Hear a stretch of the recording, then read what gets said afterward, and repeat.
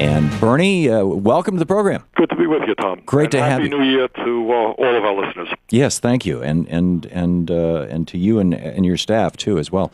The new unemployment numbers came out, and it looks like, at least in the private sector, even though the Republicans have been laying off government workers in red states for months, 500,000 now altogether since Obama came into office, that we've been making good progress, or some progress, in creating jobs. The answer is yes, and that is extremely good news. Creating 200,000 jobs last month is nothing to sneeze at. But when the media reports that unemployment is 8.5%, what we should all understand that really underestimates what real unemployment is in this country, because those numbers do not include people who have given up looking for work and people who are working part-time who want to work full-time. So the real unemployment is far, far higher than that. So the answer is yes, this is very good news, but anybody who thinks that Congress should not be extremely aggressive in going forward and trying to create the many millions of jobs this country needs, some 24 million people are unemployed or underemployed, and we have got to be very aggressive in making sure those people have jobs. So good news, yes, but we've got a long way to go. 24 million people, that's amazing. And I understand that the Postal Service might be adding to that number. Right. One of the issues that my office is now dealing with and spending a lot of time on is the plan of the Postal Service to cut back and eliminate some 250 processing plants, many thousands of rural post offices, slow down mail delivery very significantly, and Saturday mail service, and in the process cut about 100,000 jobs. And obviously, in the middle of a recession, cutting 100,000 jobs is not what we need. But equally important, it seems to me it is absolutely imperative that this country have a strong post office. And while the post office does have objective problems in that first-class mail is going down, being replaced by email, there is no debate, I think, in Washington that the post office has been burdened with very onerous payments that they have to make in terms of future retiree health benefits to the tune of $5.5 billion every single year, far, far more than needs to be made. Also, they've overpaid into another federal retirement plan. And if we deal with those issues, as well as develop a new business model for the post office, making them adjust to the digital age, 21st century, get them much more entrepreneurial, much more competitive, I think we short-term can come up with the funds to prevent these layoffs, long-term create a business model which makes the post office, enables the post office to bring in a lot more revenue than they currently are. Yeah. So, and what else are you seeing with your colleagues in the Senate? And and this whole thing about the Senate is in session, but it's not. To this morning, I believe it was, or maybe it was yesterday, the in the House, the Speaker pro tem gavelled the House into order. James Clyburn stood up and said, "I'd like to, since we're in order, we're in session right now. Let's talk about, jobs." I believe he wanted to bring it up, and the person said, "You're out of order. We're not conducting business," and gavelled it back. These are all pro forma. I mean, nothing new about that. But I think here's where we're at as a nation. I don't think, while we have some, reasonably good news in terms of employment numbers this month, I don't have to spend a great deal of time discussing with our listeners the enormously serious problems facing our economy, facing our healthcare system, facing us in terms of global warming and environmental issues. And my hope is that when we return, the Democrats will be extremely aggressive in addressing some of these issues. So the good news is employment is up a little bit. That's good. But there is no question in my mind that we're going to have to invest heavily in rebuilding our infrastructure. That's roads, bridges, rail, water, wastewater, broadband, cell phone service, to create, not only to make our country stronger, more efficient, more productive, but also to create a very significant number of jobs. So I think rebuilding our infrastructure is something that we absolutely have got to do for a number of reasons, not to mention that in the middle of a recession we need to create the millions of jobs that would enable us to do. Second of all, we are spending $350 billion a year on foreign oil, contributing to greenhouse gas emissions, global warming. Now is the moment to reverse reverse what we do in terms of energy, transform our energy system, move to energy efficiency. And when you do that, when you save fuel bills and cut back on fuel consumption in homes and buildings, not only do you also cut back on greenhouse gas emissions, but you create a whole lot of jobs in weatherizing homes and buildings, and in the products that those buildings need, whether it's insulation, new doors, new windows, whatever it may be. So I see great potential in job creation and in terms of helping us deal with global warming by moving very aggressively in transforming our energy system. And the last point I want to make, one that you and I talk about all of the time, but one that I want to continue to focus on because it's enormously important. That is our trade policies. That is the fact that it is harder and harder to buy products made in the United States of America. Now, by the way, last week, Tom, you may or may not remember that one of our callers was a woman veteran who had been at a VA hospital, noticed that in the gift shop there, many of the products being sold there were not made in America. We've investigated that, and that's an issue we're looking at right now. She was right, by the way. This is true all over the United States of America. So we're going to be working with the Veterans Administration to have them do a better job buying products made in the United States. We're making some progress with the Smithsonian Institute, with the company that provides the gifts at various monuments around the country, national parks. So moving toward rebuilding our manufacturing sector at living wage jobs is also very, very important. Some of our listeners may have noticed that there was a very interesting piece in the New York Times last week, and it pointed out that companies like General Electric are, in fact, beginning to increase manufacturing jobs in America. In some cases, they're taking jobs back from China. That's the good news. The bad news is that they're doing that at wages that are 20, 30, 40% lower than they used to be. And in fact, the dream of corporate America to make our wages competitive with China is to some degree taking place. And some of the GE spokesmen were saying, well, we can do this. We can bring jobs back to America at 30, 40% lower than they used to be because it's becoming competitive. It's easier to do business in America than it is in China. Yeah, it's like in Germany, the average auto worker makes $67 an hour, and GM's hiring people in at $14 an hour. Exactly. It's this is crazy. 15 minutes past the hour. Senator Bernie Sanders with us. It's our Brunch with Bernie hour, our national town hall meeting where you can speak with the man I think of as America's senator, although the people of Vermont are very proud to call him their senator, Senator Bernie Sanders. His website's sanders.senate.gov. We'll be right back with more from Bernie Sanders. This is the Thom Hartmann Program. Actually, we'll be back with your calls for Senator Bernie Sanders. This is a town hall meeting. We'll be back. Your call's up next. Stick around.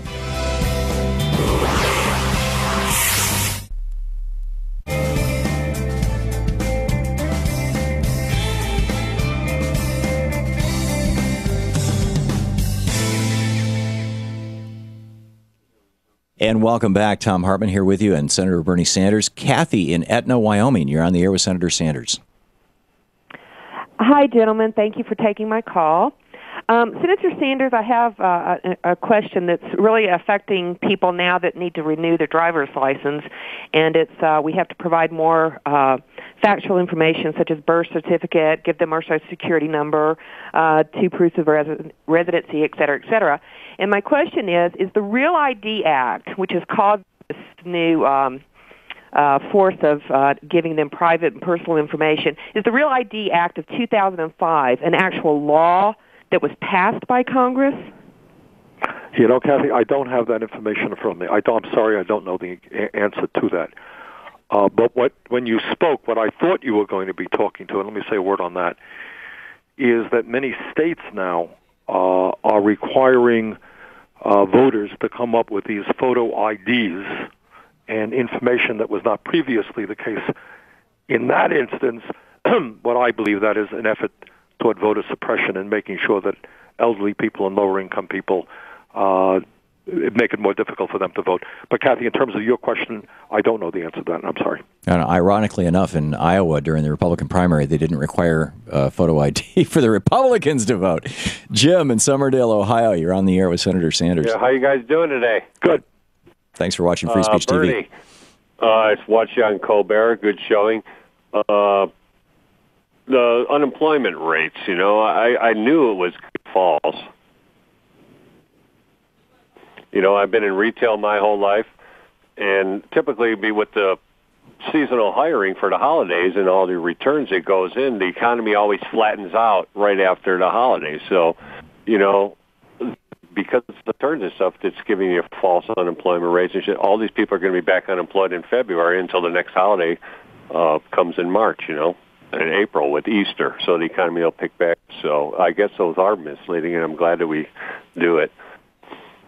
But okay. No other questions? Well, the point that I was making, Jim, is that what everybody agrees is that when you see numbers, whether it's 9% or currently 8.5%, those numbers do not take into consideration people who have given up looking for work, people who are in high unemployment areas where there are no jobs, they've just given up looking. They're not part of that statistic, and they should be. And people who are working part-time when they want to work full-time. When you add those together, the 8.5% becomes closer to 14 or 15%. Yeah, and okay. I think we have time to get another call in here.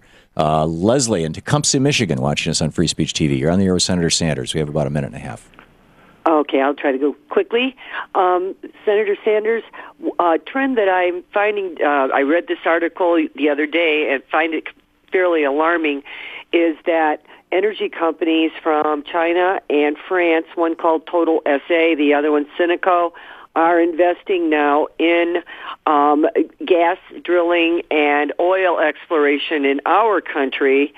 And besides the Keystone XL, I'm afraid that because of the unemployment issue, people are,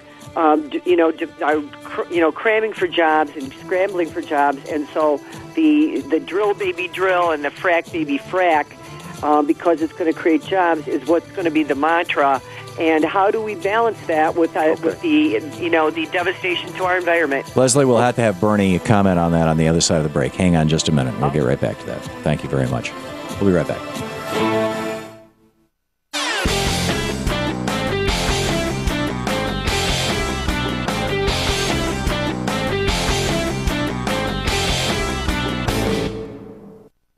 Lost working time is lost money. Every day that a workman is unemployed, or a machine is unused, or a business organization is marking time, it is a loss to the nation. I'm a little bit harder and a whole lot smarter. That's how I got to play this way. Welcome back to the program where we dare to ask, is Walmart a person? And we dare to say, no, I don't think so. Senator Bernie Sanders with us. It's our Brunch with Bernie hour, our National Town Hall meeting. And Bernie, a caller a minute ago had a question. You want to re-paraphrase the question and give us your thoughts on it? Pointed out that China and other countries are investing in the United States of America now in terms of oil and gas exploration. And she is concerned about that from an environmental and economic perspective, in the sense that with a bad economy, people may say, hey, we're not so worried about the environment. A job is a job. I think Leslie makes a good point. China has been extraordinarily aggressive in investing in energy all over the world. So it shouldn't surprise us that they're investing in the United States of America as well.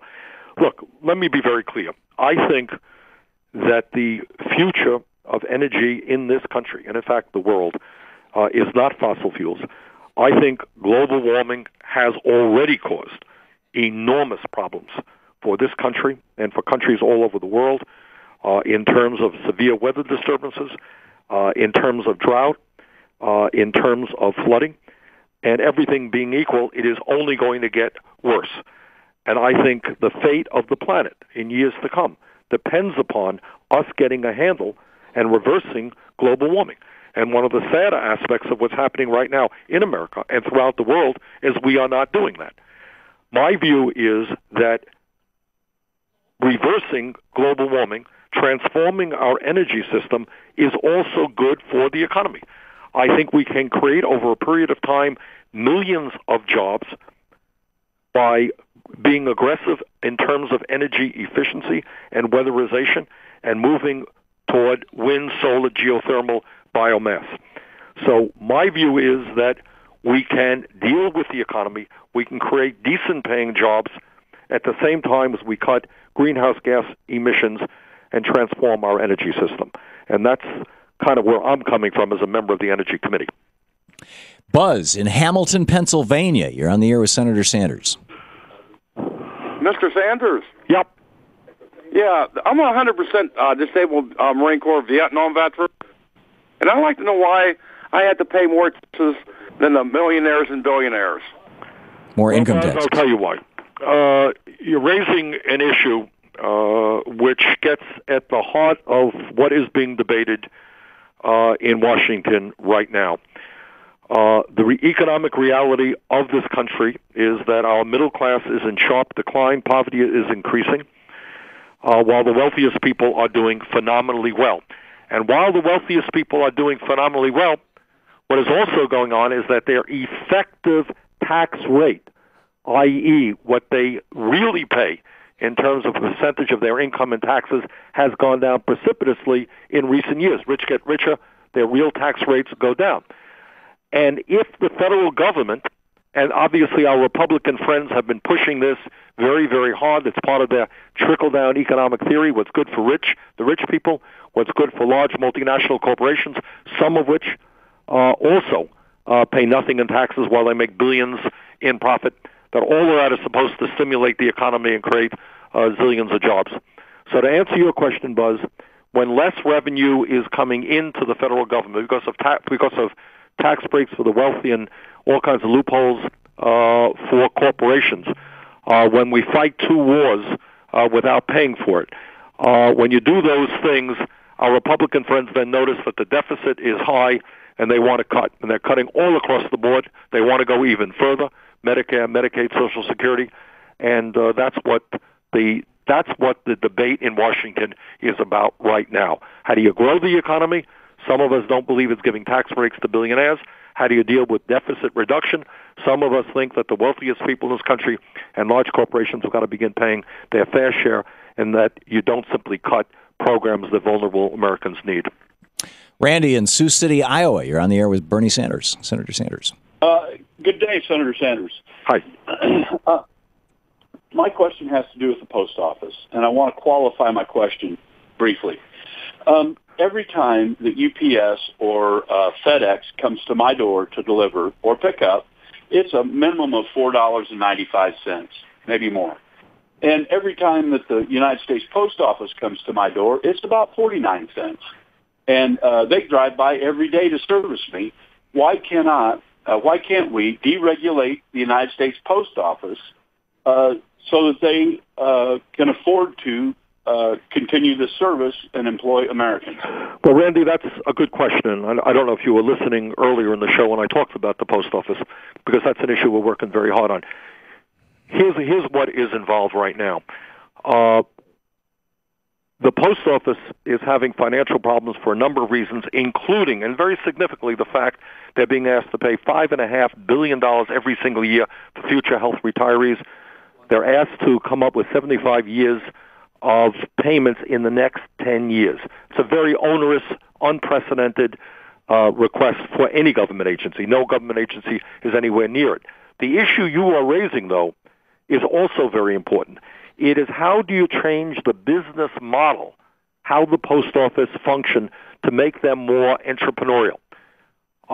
Right now, because of federal law, which we are trying to change, Randy, we're trying to do what you are saying. In many ways, the post office's hands are tied. Christmas time or any time of the year, you want to mail wine or beer to the post office, you can't do that.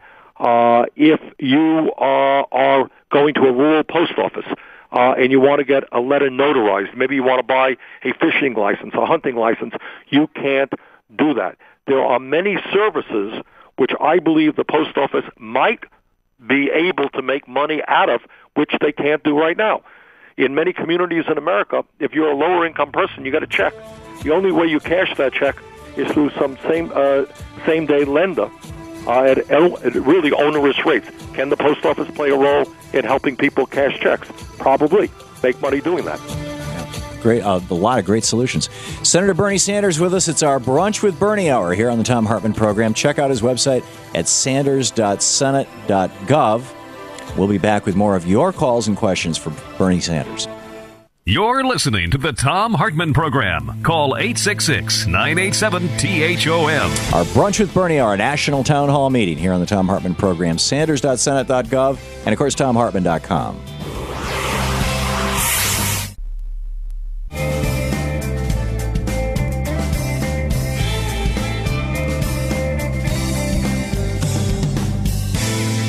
Please welcome Senator Bernie Sanders.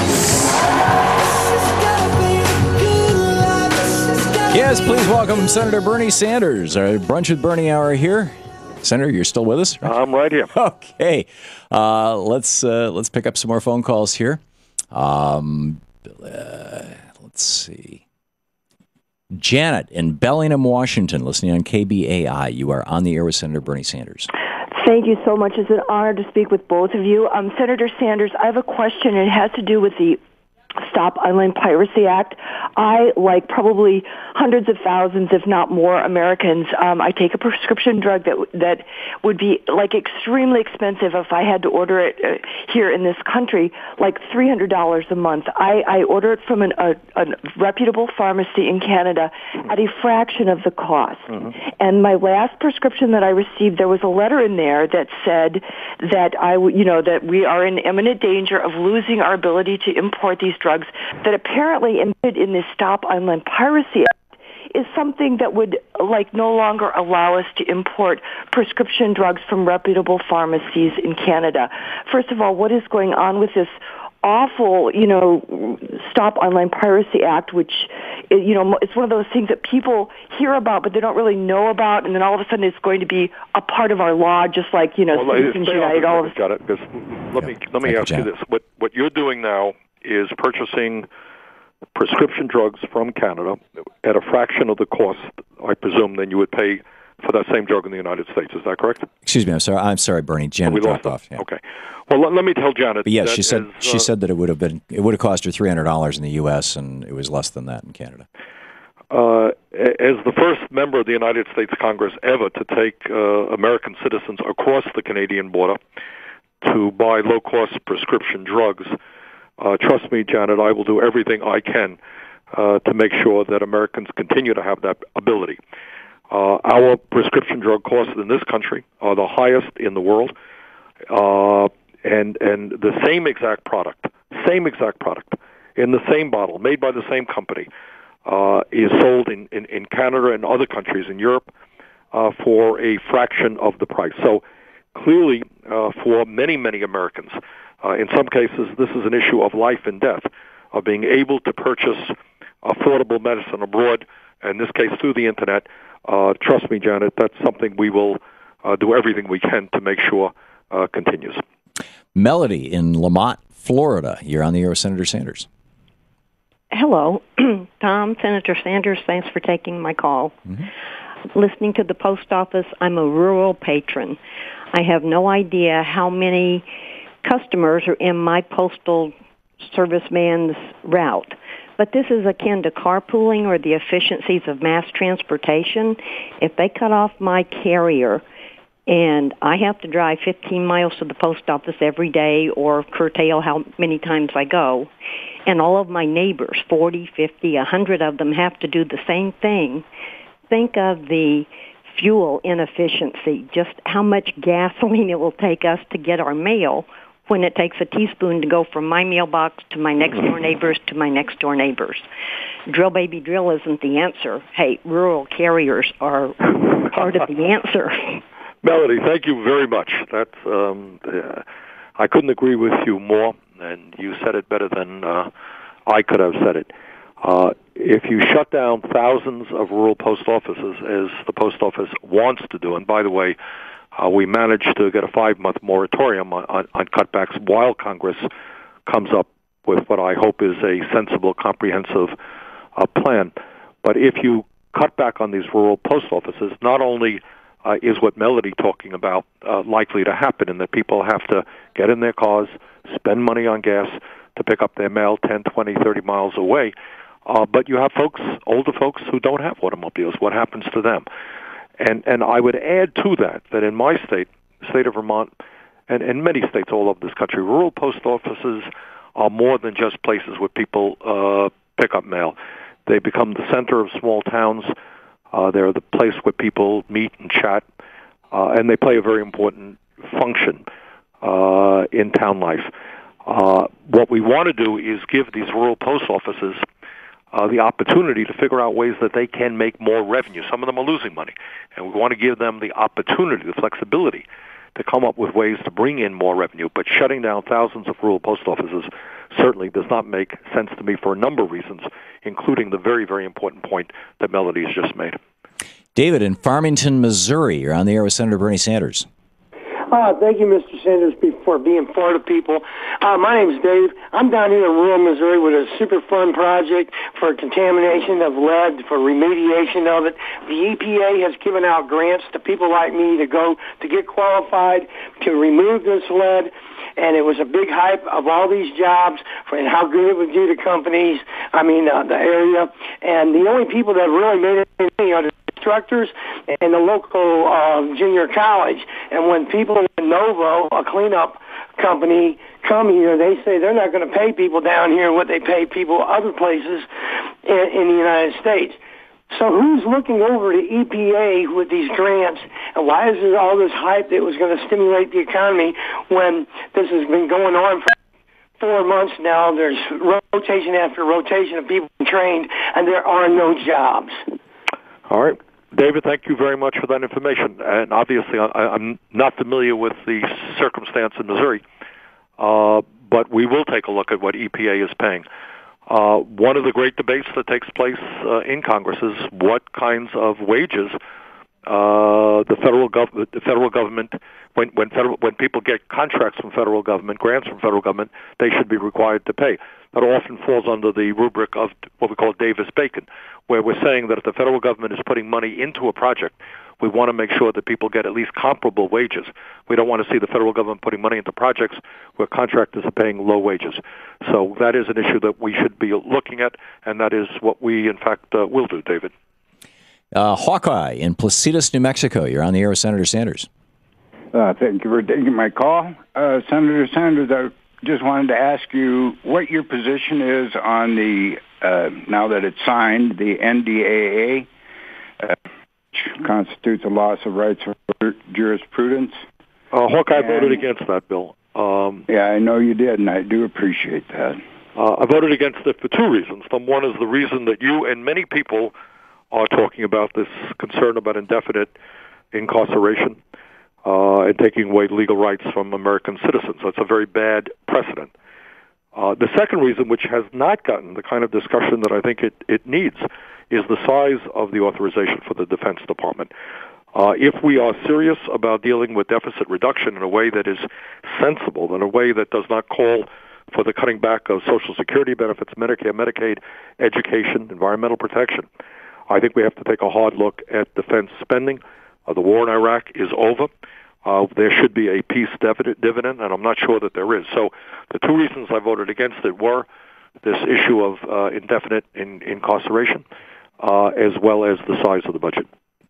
Lowell in Salem. You're on the air with Senator Sanders. Hey, Senator. It's great to talk with you. I have an issue that just came up with my 401k plan.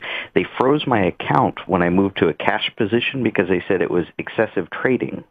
And I was wondering if, with the elimination of pensions, if we can get the rules changed such that portfolio fund managers can't just freeze your account when they decide that you're being too safe. Lowell, I think that's a good point. We have heard, and you're quite right, with the cutbacks in defined benefit pensions all across this country, with people losing a lot of their retirement dreams as a result of the stock market crash. people are asking for more flexibility, and I think that is something that we should take a hard look at. Rick in Port Townsend, Washington. You're on the air with Senator Sanders. Yes, Senator Sanders, I'm a retired postal worker. I was a letter carrier for 26 years and just retired. And I would like to say that with you on our side, it's a hopeful note. But I would like to know whether anybody is going to look into the ineptness of postal managers from the Postmaster General all the way down to local managers. In 26 years, I've seen a huge amount of waste, unnecessary bookwork, unnecessary paperwork, unnecessary micromanagement of people that I did my job for 26 years, and I had my postmaster and supervisor telling me how to do my job. And I think that if you looked into the wastefulness of some of the programs that they've instituted, there could be a huge savings there. The real deal behind what the Postmaster General and his people are doing is to harm the union. If they fire 100,000 people, they're all union workers, no managers. Rick, we have just 30 seconds for Bernie to respond, if that's okay. Well, we can pick it up after the break as well. Rick, interestingly enough, I just met last week with some letter carriers from Burlington, Vermont, who said exactly the same thing that you said. What happens is we need postmasters and supervisors to figure out how to be more entrepreneurial. We need these guys to get out of their offices to talk to the business community and say, all right, how do we work with you so that you utilize the post office more than you are right now? How can what we do be more beneficial to you? So what we need to do is to see a postal service which is more aggressive in selling their very, very good and affordable products out there rather than sitting around doing a lot of bureaucratic work. Senator Bernie Sanders with us. It's our Brunch with Bernie hour here on the Thom Hartmann Program, 45 minutes past the hour. We'll be back with more of your calls for Senator Sanders in just a moment. Check out Bernie's website, by the way, at sanders.senate.gov. You're listening to the Thom Hartmann Program. Visit thomhartmann.com for audio and video archives. And, of course, you can participate in our message boards in our live chat room, which is open 24/7, 365 over at thomhartmann.com.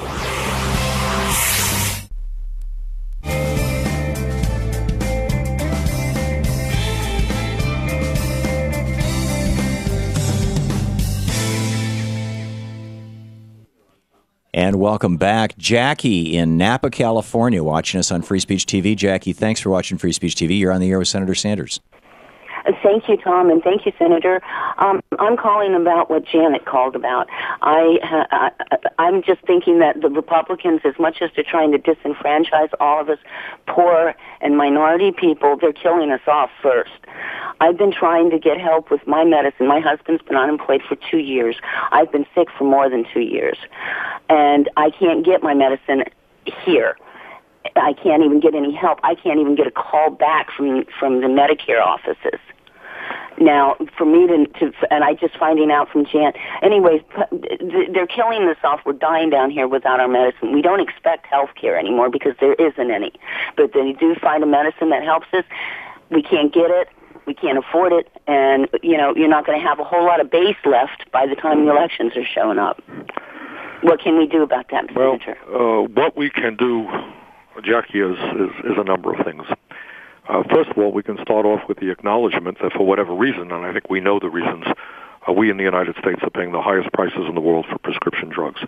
Number two, what we can also do is fight for what many of us have been fighting for years against enormous opposition from the drug companies, and that is the concept of reimportation.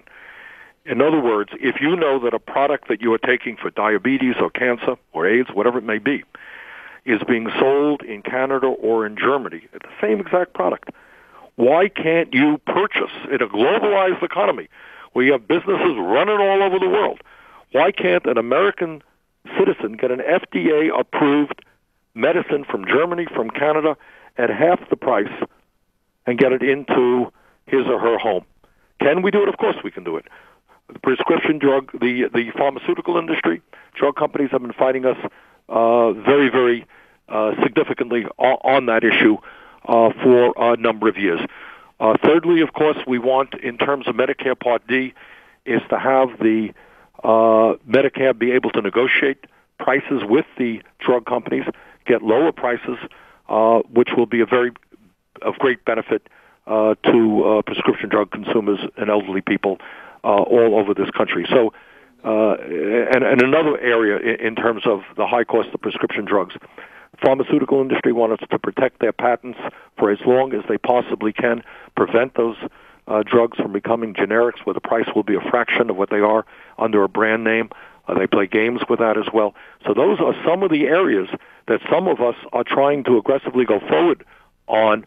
Needless to say, the drug companies and their supporters in Congress are fighting us every step of the way. Are they one of the most powerful lobbies in Washington, D.C.? They are, in terms of size, they're not Wall Street. They may not be the military-industrial complex. But they have a group called PhRMA, which represents the drug companies, who are incredibly sophisticated. They never lose. I cannot recall a battle in which, many of us in Congress are saying, what is going on? Why do we have to pay such outrageously high prices compared to Canada, other countries? And we have not been successful. That's the simple truth. They are a very powerful and effective lobby. Remarkable. Senator Bernie Sanders with us here on the Thom Hartmann Program, our Brunch with Bernie Hour. We'll be back with more of your calls for Senator Sanders right after this. It's just about 10 minutes before the hour.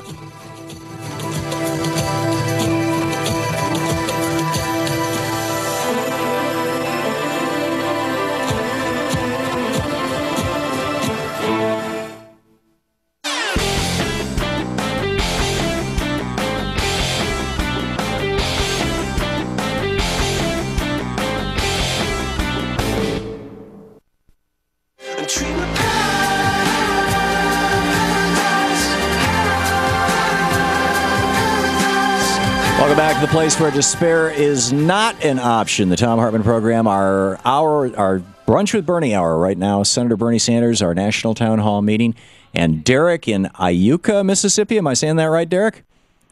That's correct. Okay, you're on the air with Senator Sanders.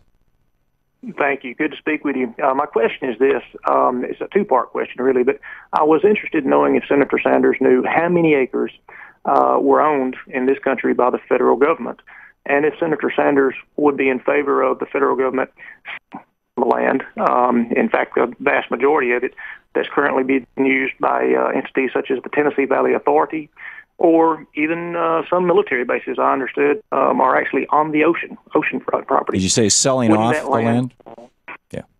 Yeah, well, why would the federal government need all that land? And just for the sake of argument, I'm not talking about Yellowstone and national parks.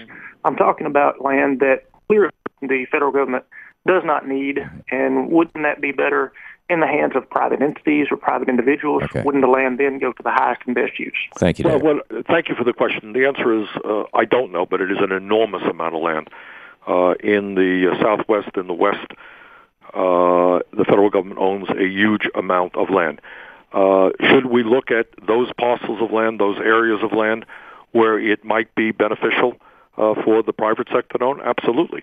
On the other hand, where you have environmentally sensitive areas, where you have national park areas, where you have minerals that the federal government can make money from in terms of exploration, no, the federal government should hang on to that. I will give you one example where federal government land can be used in a very, very positive way.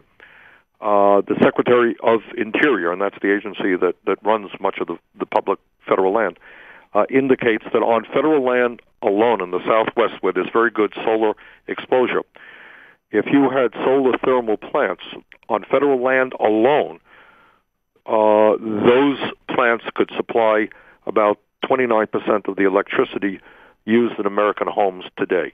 So those are opportunities that we have to look at as well. But are there areas where federal land might be sold to the private sector at a mutually beneficial way, where the federal government makes money, where the local economy is stimulated? I suspect there are, and that should be looked at. Jeff in Los Angeles, you're on the air with Senator Sanders. Yes, Bernie. Yeah. There's so many different things I want to ask you, but I can only limit it to one. And the one, I guess, would be, I know in 1913, Woodrow Wilson was approached by a bunch of banksters, as Mr. Hartman would say, which I agree with, And the deal was, we'll finance your campaign as long as you do some things for us, and one of which was to turn over the Federal Reserve Bank, which he did, and he regretted it later. And in 1963, John F. Kennedy signed Executive Order 11114, which called for the Federal Reserve bankers to no longer make a profit from printing or providing money back to the American people at an Jeff, is there a question in there? Okay, my question is, why is it important for us to take back the Federal Reserve Bank? Well, excuse me. Jeff, you're asking an interesting question. As somebody who introduced and passed the most significant audit of the Fed that we have ever had, so that we could look at what happened during the Wall Street crash of a few years ago, this is an issue that I am very interested on. What I'm doing right now is working with a number of progressive economists to bring about real Federal Reserve reform, both structurally and in terms of what the Fed should be doing to protect working families in this country. In my view, the Fed is an agency, you could argue that it is the most important agency of the federal government. When during the Wall Street collapse of a few years ago, they lent out $16 trillion, $16 trillion, more than the GDP of the United States of America, to every financial institution, major financial institution in this country, central banks all over the world. This is an institution of enormous power. They operate to while Bernanke has tried to make it a little bit more transparent, they are operating with a great deal of secrecy. Their regional federal banks are controlled by the banks themselves. So the time is long overdue to take a very hard look at the Fed, bring about structural reform, bring about a lot more transparency, and most importantly, see how we can make this agency work for the needs of the middle class and working families of our country, for small business, and not just for the large financial institutions. So the question that you've asked is an important one. Frank in Bailey, Colorado. You're on with Senator Sanders. Hello, Bernie. This is Frank. Hey, Frank. How you doing? Yes, I'm curious. Why are they not bringing the tariffs back to goods that come into our country? Because we cannot, sustainably compete with slave labor in China and other countries. Well, Frank, this is an issue that Tom and I have talked about many, many times. When we talk about the collapse of the middle class in this country, when we talk about wages going down, when you talk about an increase in poverty to a significant degree, you're talking about the loss of millions and millions of good-paying manufacturing jobs. Corporate America, with their friends in Congress, fought for NAFTA. They fought for permanent normal trade relations with China. They fought for other trade agreements. And while they have always told us the function of these trade agreements, the goal of these agreements, is to create jobs in America, very few people believe that. What we understand to be true and what has happened is that as a result of these trade agreements, companies are shut down in this country, gone to countries where they can pay 50, 60 cents an hour. They produce their products there. They bring them back to America.